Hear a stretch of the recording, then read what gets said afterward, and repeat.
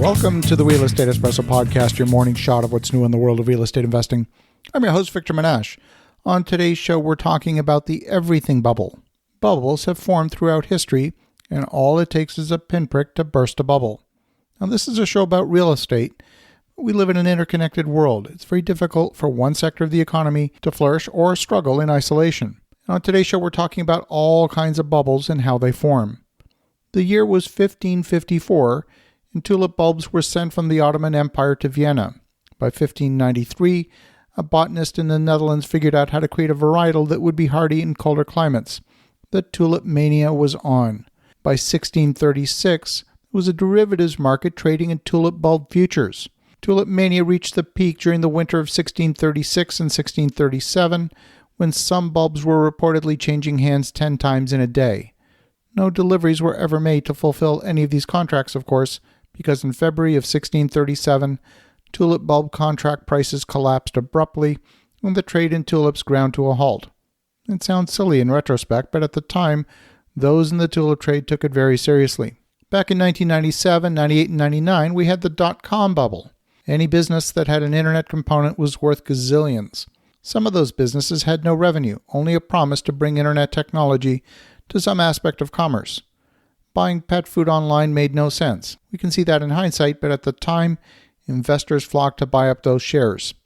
Even legitimate businesses with real revenue that were associated with the growth of the internet got caught up in the hysteria.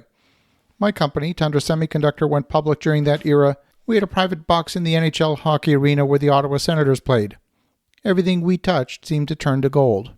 In that case, it wasn't really a tech bubble. The technology didn't contribute anything bad to the economy. It was increasing the connectivity in the world and giving people instant access to information, products, and services that in the past required physical movement. The bubble was created by an inflated sense of value of these businesses. The values had no connection with the business fundamentals. My own startup company, Tundra Semiconductor, broke $1 billion valuation. We were doing well. We had solid profits and revenues. The company was well run, but we weren't worth $1 billion, even though the market said we were for a short period of time. In 2004 to 2006, we had the housing bubble. In that scenario, it wasn't really a housing bubble either, but a debt bubble. Irresponsible lending practices in the subprime market caused stated income loans to be written against real estate using valuations that had been bid up beyond any level of affordability. The increase in asset prices was fueled by the lending practices. If you couldn't get an appraisal at that higher value, then the bank shouldn't have been lending you the money. Over the past 2 years, we've had numerous bubbles forming.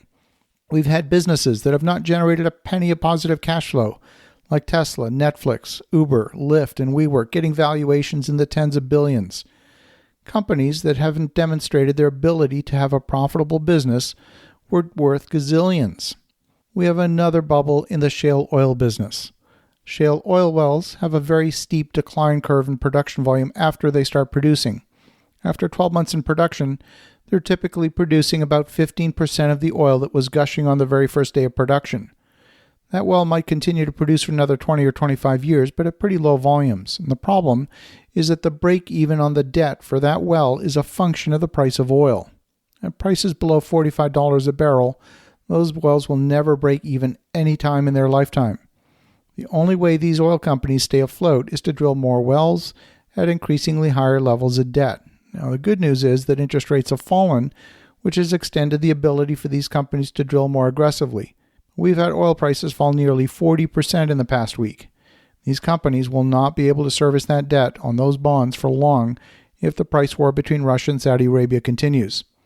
We've had junk bonds trading at incredibly low yields for shale, and that's now changed. We're having yields climbing above 10%, and when the yield for the 10-year Treasury bill has been falling to well below 1%. Well, here we are in March of 2020. Central banks all over the world have been pumping liquidity into the system during supposed boom times. These are the actions to be taken during a crisis, but they were being taken during the good times. We've known for a while there would be a breaking point eventually. I personally thought the trigger would be a sovereign debt crisis. Turns out I was wrong. Turns out the trigger was the outbreak of a virus. The impact of the additional liquidity was for cash to make its way into the debt markets, which in turn was used by companies all over the world to buy back stock through additional leverage and in turn increase asset prices in the stock market.